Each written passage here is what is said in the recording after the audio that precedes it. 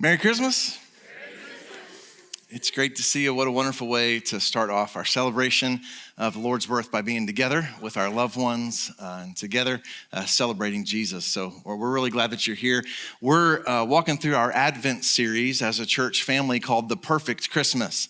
And some of you have already experienced that the perfect Christmas is really hard to create. Right?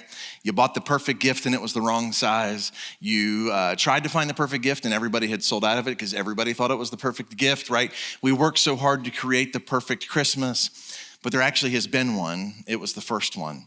Our text has been Galatians chapter 4, just two little verses 4 and 5 have kind of driven our whole conversation this Advent season. It says this: when the fullness of time had come. One translation says at just the right time. When the scriptures talk about completion or fullness, another translation is the word perfection. At the perfect time, God sent forth his son. At the perfect season, God sent forth the perfect person for the perfect reason. To be born of woman, to be born under the law, under the curse of the law, the curse that we can't be perfect. To redeem those who were under the law, so that we might receive adoption as sons. At the perfect season, God sent forth the perfect person to be born for the perfect reason. And this morning, we're gonna focus on kind of a parallel to that idea of the perfect reason by talking about the perfect tree. The perfect tree. The thing about the perfect tree is we all define that very differently.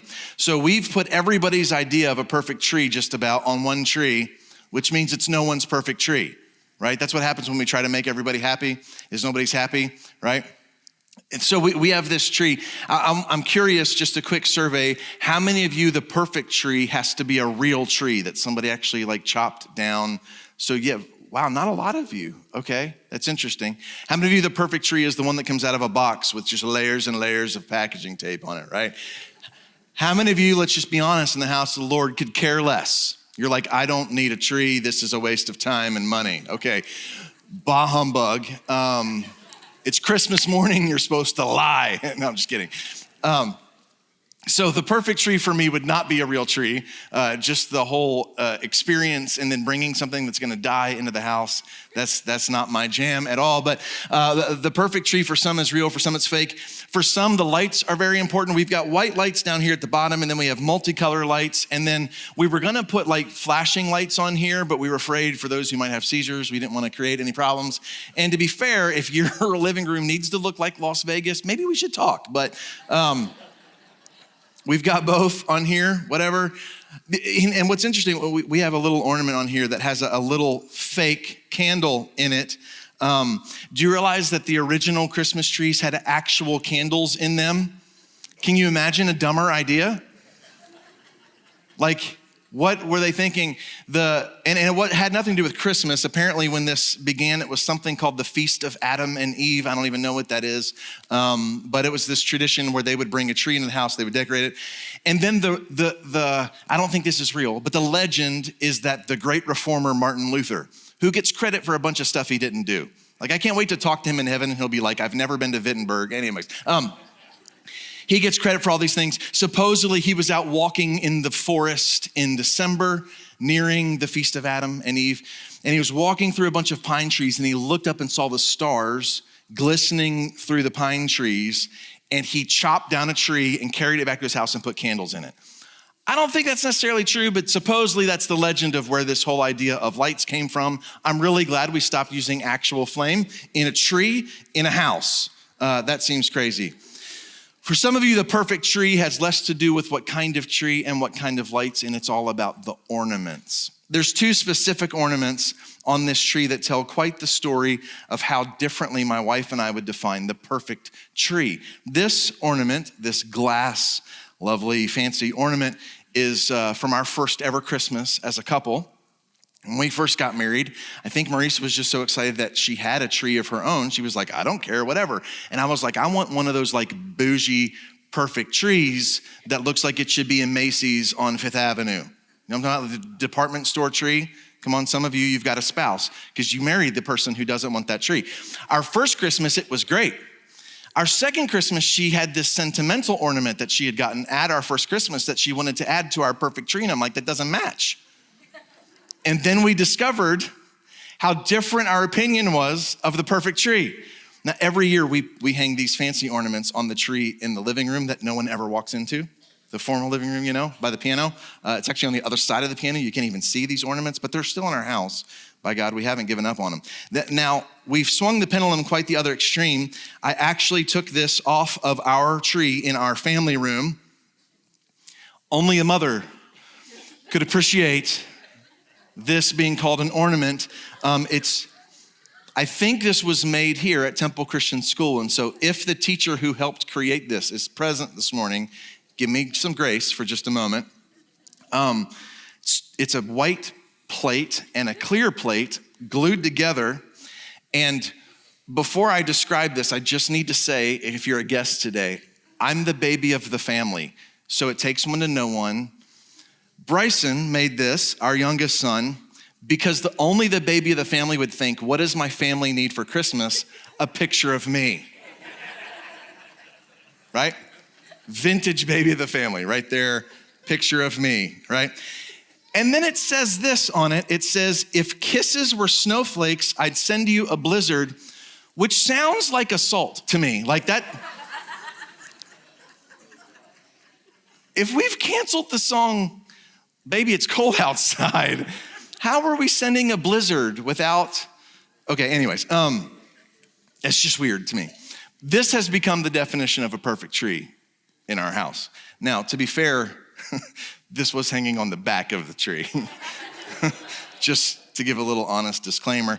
Then my mom had this ornament on her tree. This is handmade. This was made by my grandmother, who has been passed away for over 20 years. And she still puts this on her tree. So whether it's the young sentimental tree that makes the perfect tree, or whether it's the older sentiment that makes the perfect tree, we have very different definitions. Nikki Briley helped us with this tree.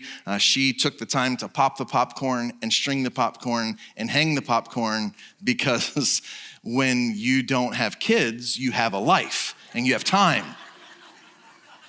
Some of you can remember back to when you had the time to do that. Thank you for that. That's for all the popcorn moms in the room. And then there's ribbon on the tree for all the Chip and Joanna moms in the room. We like that.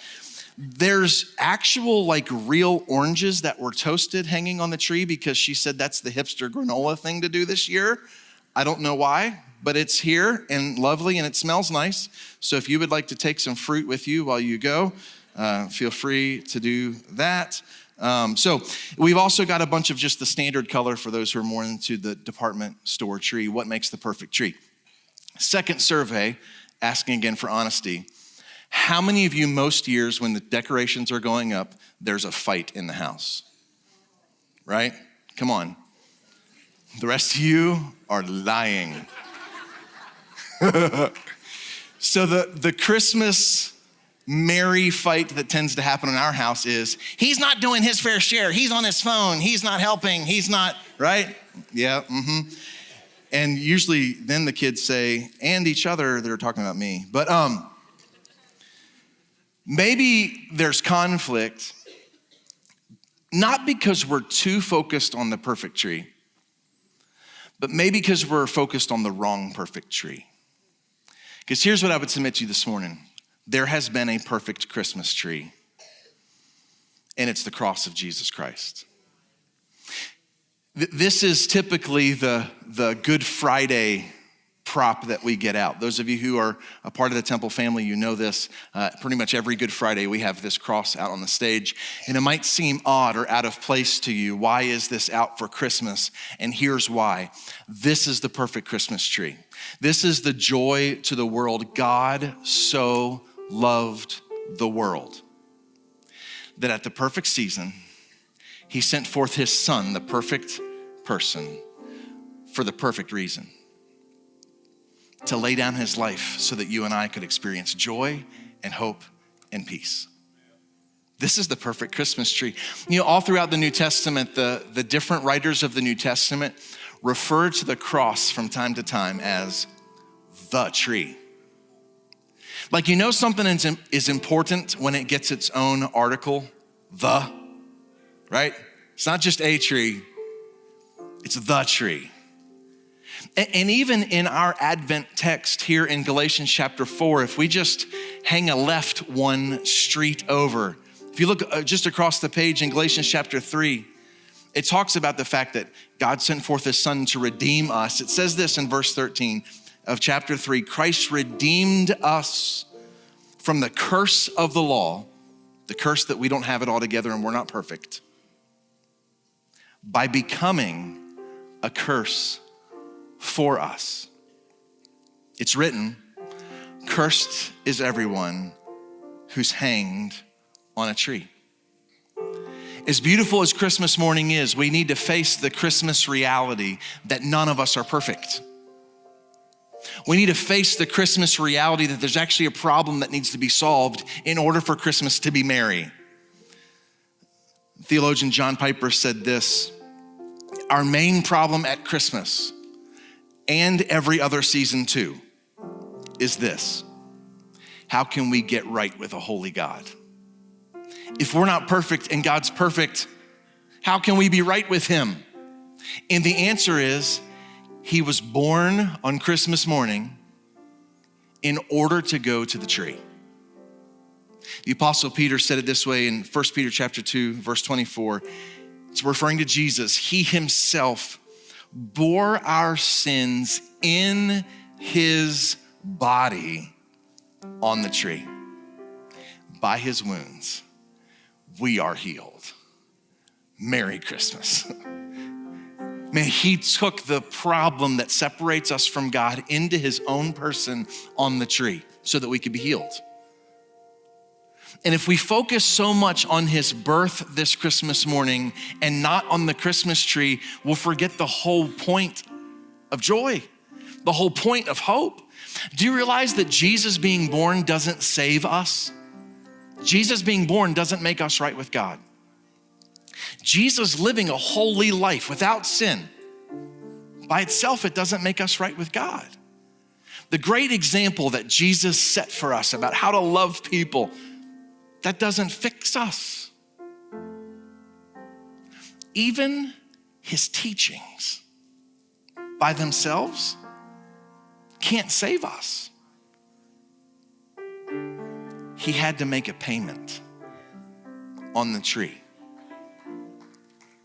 You want to talk about an expensive Christmas, right? There's been no gift that's ever cost more than the gift that Jesus chose to pay for you this Christmas. And if that makes you sad, understand this. It doesn't make him sad. Hebrews chapter 12 tells us that we look to Jesus, the founder and perfecter. Remember, perfection can also mean completion, right? The starter and the finisher of our faith. Who, for the joy set before him, endured the cross. This was a joy for him to pay this price so that you could have a relationship with his Father. This morning we do celebrate his birth. That is the point of this. But let's make no mistake, the reason he came was to pay the price to rescue you from despair and hopelessness and lostness. It's interesting, the idea of a newborn. Like, is there anything more hopeful than a newborn? I remember when we found out Marisa was pregnant with our firstborn, there was a lot of nervousness, but there was also a level of hope I'd never experienced before. Dreams about future and plans and thinking about what's his life gonna look like one day. And the hope of Christmas is that Jesus came on a mission to lay down his life for us. He's the only baby who ever was born under a death sentence on his own free will. He chose to come to pay the price so that we could have life. This is Christmas joy. So I would say this morning, what makes the perfect tree is not so much what's on the tree or even what's under the tree. It's who is on the tree. His name's Jesus, and he has come to save us. And if that's true, then no matter what I face on Tuesday or next Thursday or 3 Fridays from now, can define me, can rattle me, can destroy me. Jesus came to give himself for me. If this is the perfect tree and my life is rooted in this, I have a hope that cannot be stolen. I have a confidence that can't be shaken. I have a future that is as secure as the resurrected Jesus. There's joy to the world because Jesus came to make his blessings known as far as the curse is found. Everywhere that there's failure, he came in victory to save us. So this morning, for every family here today, we have a Christmas gift for you to put on your tree. And it might not make for the perfect tree. It might not match your theme. It might not match your motif. But as you leave today, we have a gift for you to remember the perfect tree. The real reason that there's hope and joy this Christmas is that Jesus came looking for the perfect tree at the perfect season as the perfect person for the perfect reason so that he could save us.